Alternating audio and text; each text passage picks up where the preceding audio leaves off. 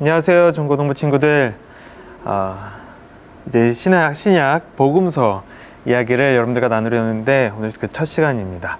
지난주에는 오리엔테이션으로 왜 네 개의 복음이 또 네 개의 이야기가 네 개의 색깔의 예수님에 대한 관점들이 우리에게 왔는지, 또 그리고 다양한 우리들의 고백과 경험과 마음이 담긴 우리의 이야기들이 바로 복음이다라는 이야기를 지난주에 나누었습니다. 오늘 마태복음 그 첫 부분을 가지고 과연 마태복음 첫 부분은 어떻게 시작을 하고 있고, 또 거기에는 어떤 의미가 담겨 있고, 왜 그런 말씀이 우리에게 복음의 첫 문장으로 주어졌는지 여러분들과 이야기를 나누려고 합니다. 오늘 본문을 제가 여러분들에게 읽어드리겠습니다. 마태복음 1장 1절에서 2절 말씀입니다. 아브라함의 후손이며 다윗의 후손인 예수 그리스도의 족보입니다. 아브라함은 이삭을 낳고 이삭은 야곱을 낳았습니다. 야곱은 유다와 그의 형제들을 낳았습니다. 아멘. 사실 1절에서 17절까지의 말씀 전부가 어떻게 족보의 내용이에요. 그 중에서 1절, 2절만 띄어서 읽었는데요. 너무 끝까지 읽으면 좀 길 것 같아서 이렇게 짧게 읽었지만, 사실 오늘 여러분과 나누려고 하는 말씀은 1절에서 17절까지의 이야기입니다. 마태복음의 첫 이야기, 마태복음의 그 이야기를 여는 첫 포문은 족보입니다. 누가 누구를 낳았고 또 누구를 낳았고 계속해서 17절이나 그 이야기가 반복되죠. 발음하기도 어려운 이름들과 낯선 이름들이 계속 반복되기 때문에 여러분들은 이 부분을 읽을 때 좀 지루하고 재미없고, 왜 이렇게 누가 누구를 낳았는지 그 이야기를 반복해서 썼는지에 대해서 궁금해질 때도 있을 것 같아요. 그리고 빨리 지나갔으면 하고 바라는 마음도 있을 것 같아요. 어느 누가 누군가 대화를 할 때, 시작할 때부터 족보 이야기를 할까요? 좀 어색하죠. 조금 이상하기도 하고요. 또 일단 재미가 없단 말이에요. 복음서라고 하는데 복음의 이야기는 안 나오고, 왜 사람들의 이름을 누가 누구를 낳고의 이야기를 계속 하고 그걸 처음에 화두로 던졌을까요? 이 족보가 우리에게는 재미가 없지만, 하지만 누군가에게는 굉장히 사실 의미가 있고 시선이 가는 내용입니다. 그리고 누군가에게는 이 이야기가 정말 중요하고 귀가 쫑긋해지는 내용이었어요. 또 특히 마태는 고민한 끝에 첫 복음서 마태복음의 앞부분에, 그가 쓰는 첫 글의 가장 앞부분에 이 족보를 넣어야겠다라고 마음을 먹게 되죠.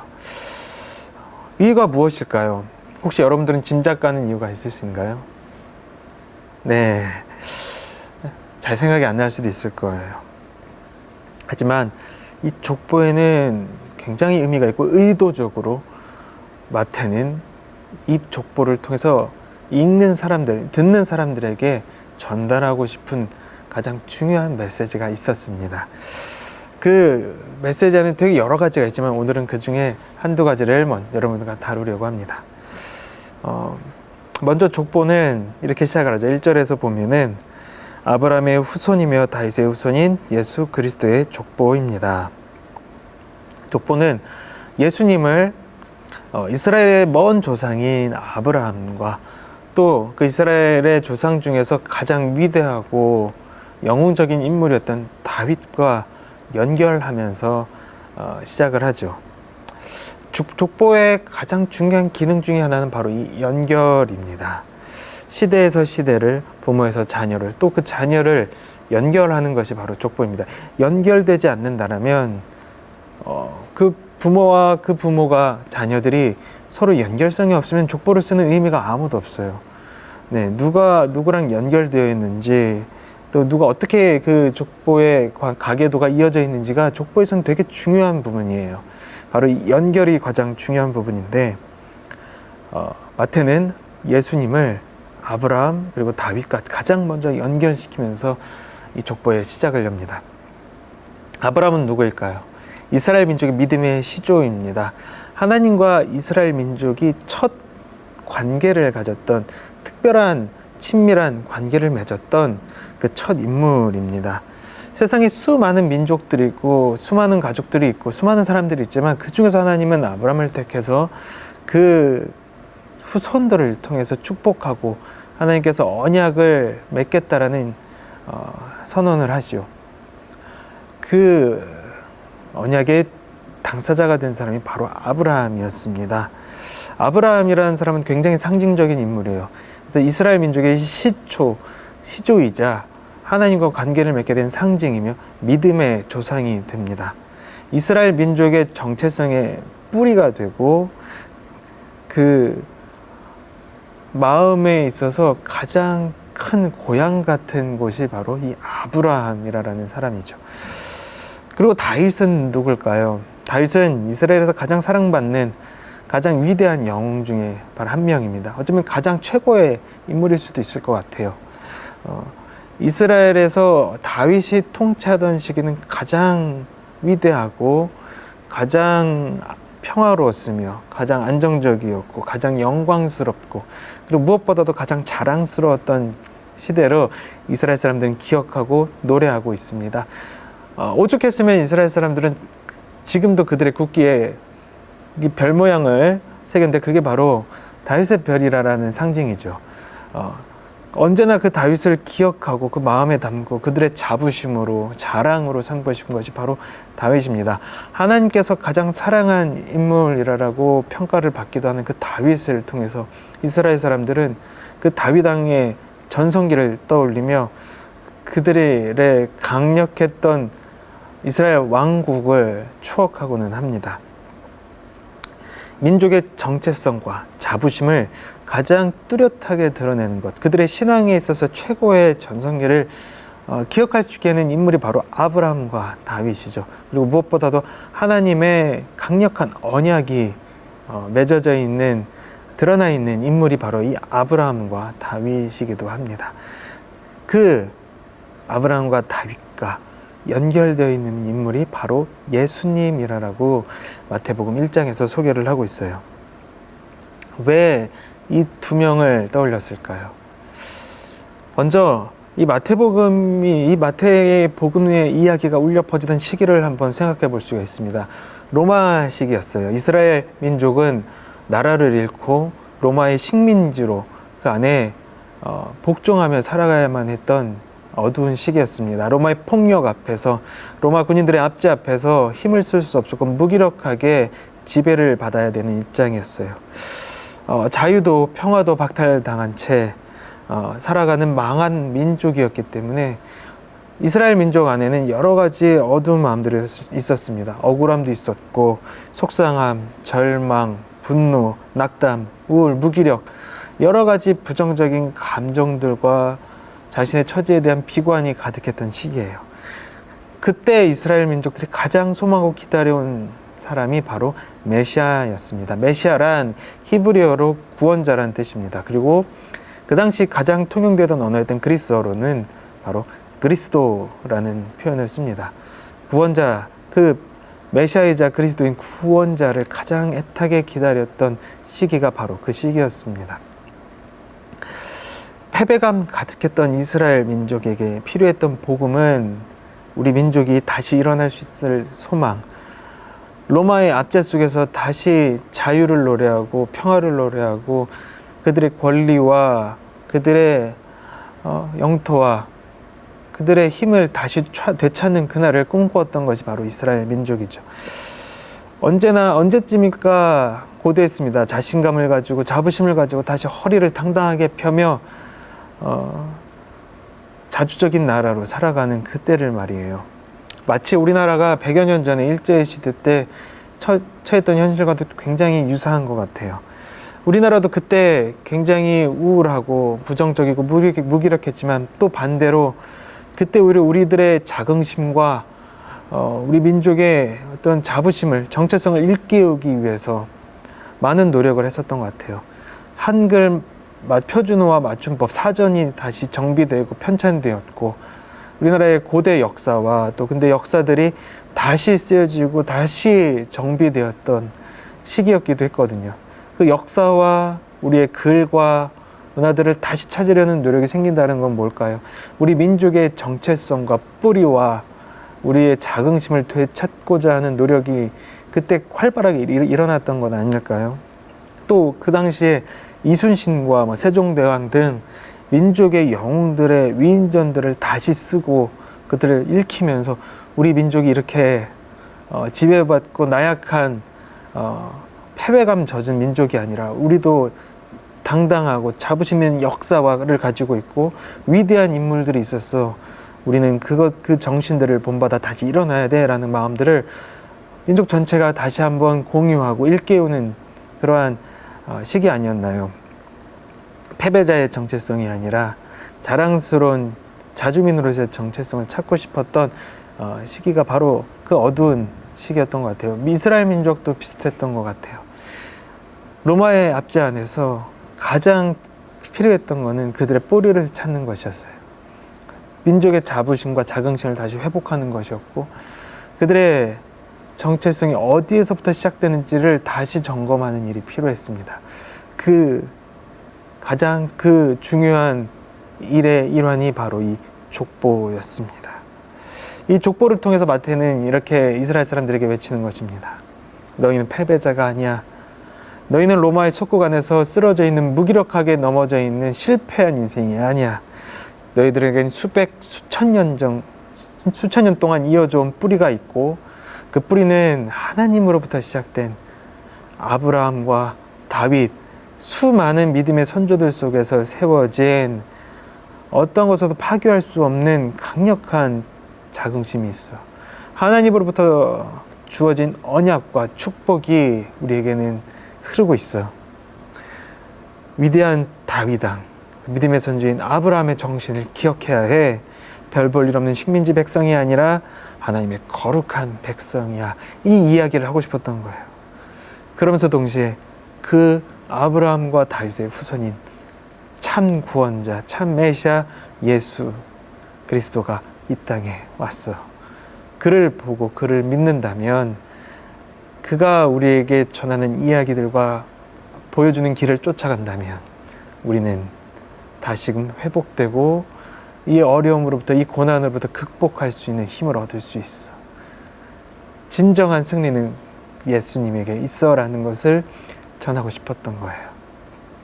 그래서 무기력하게 패배감에 젖어 있는 것이 아니라 담대하게 긍지를 가지고 용기를 내어 당당하게 일어설 것을 이 백성들에게 선포하고 있는 것입니다. 굉장히 강한 메시지가 이 족보에 들어 있었어요. 족보는 아까 연결이라고 했잖아요. 이스라엘 백성들은 그때 그 당시에 이런 마음들을 가지고 있었어요. 우리는 외로워, 섬이야.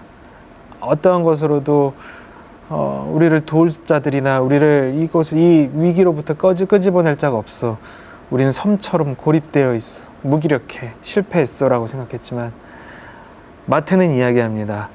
너희 아버지 계속해서 연결되어 있는 그 뿌리들을 찾아가며 그 뿌리들 안에 위대했던 다윗의 왕국과 믿음의 선조 아브라함의 그림자가 보이고 또 그 정신이 흘러서 지금 구원자 예수 그리스도에게까지 오는 것을 보여주며 너는 섬이 아니야 라는 것을 이야기하고 있습니다.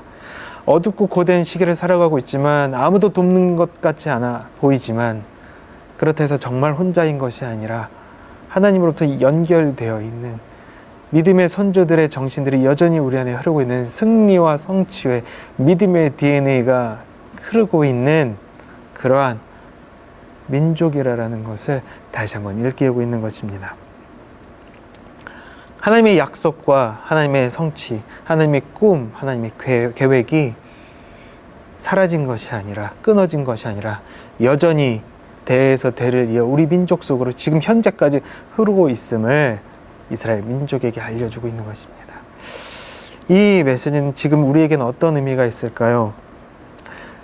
여러분에게도 저에게도 우리 모두에게 동일하게 이야기를 합니다. 당신은 혼자가 아닙니다. 지금 내 뜻대로 일이 잘 풀려지지 않고 내가 살아가고 있는 세상과 환경이 혹독하고 답답하고 메마르고 쉽지 않다 할지라도 때로는 내가 원하는 일이 잘 되지 않고 내 앞에 놓여 있는 일들이 내 뜻대로 되지 않는다 할지라도, 세상이 나를 속이고 세상 앞에서 내가 흔들리고 쓰러질지라도 나는 결코 혼자가 아니다. 너는 결코 혼자가 아니다. 너는 섬처럼 고립되어 있는 존재가 아니다라는 것을 다시 한번 이야기를 하고 있는 것입니다. 여러분들 향해서 오늘 마태는 이 족보를 통해서 이렇게 이야기합니다. 너는 특별한 존재야. 너는 소중한 존재야. 오래전, 정말 수백, 수천 년 전부터 이어져 온 하나님의 계획과 하나님의 놀라운 상상과 꿈이 대를 흘러 지금 너에게까지 흘러왔고, 그리고 또 하나님은 너를 통해서 그 다음으로 계속해서 그 계획과 하나님의 뜻을 이어갈, 하나님은 그 꿈을 꾸고 계신다. 그 이야기를 하고 있습니다. 그리고 또한 하나님의 그 계획은 어느 날 갑자기 뚝딱 하고 떨어진 것이 아니라 태초부터 시작된, 아주 오래전부터 계획되고 준비된 것이라는 것입니다. 여러분의 존재 자체가 갑자기 뚝 떨어져 나온, 우연찮게 떨어져 나온 그런 우연의 산물이 아니라 오래전부터 계획되고 상상되고 꿈꿔온, 기다려온, 그렇게 가장 소중하고 존귀하고 특별한 존재라는 이야기죠. 여러분들이 오늘 이 시간 여기까지 부모님의 사랑과 돌봄이, 정성이, 기도가 있었습니다. 그리고 그 부모님의 그 위, 할머니, 할아버지, 그 위, 증조부, 고조부, 그 위의 선조들, 그 위에서부터 계속된 사랑과 기도와 정성이 쌓여왔기 때문에 오늘 이 시간 우리가 여기까지 올 수 있었던 것 같아요. 무엇보다도 우리 한 사람 한 사람을 향한 하나님의 계획과 특별한 부르심이, 사랑이 태초부터 있었기 때문에 우리가 오늘 이 시간 우리가 함께 모여서 예배를 드리고 하나님의 이름을 부를 수 있는 것 아닐까요? 여러분은 결코 혼자가 아닙니다. 혼자라고 여러분 스스로가 느낄 뿐이에요. 하지만 진정으로 잘 살펴보면 여러분은 혼자가 아닙니다. 여러분이 이 자리에 여기까지, 여러분 주위에서 여러분을 위해 수많은 사랑과 정성을 품는 사람이 있고, 지금도 이 순간 하늘에서부터 하나님의 사랑과 축복이, 은혜가 여러분에게 가득 쏟아지고 있는 것을 기억하셨으면 좋겠습니다. 또한 우리가 결코 잊으면 안 되는 것은, 하나님은 결코 우리를 혼자 내버려 두지 않는다라는 것입니다. 여러분들 결코 혼자 내버려 두지 않고 여러분들의 한 명 한 명을 바라보시고 품으시고, 그리고 하나님으로부터 여러분은 아주 긴밀하게, 친밀하게 연결되어 있는 존재라는 것을 기억하시기를 바랍니다. 하나님께서는 오늘도 여러분을 향해 부르십니다. 가장 존귀하고 귀한 이름으로 부르세요.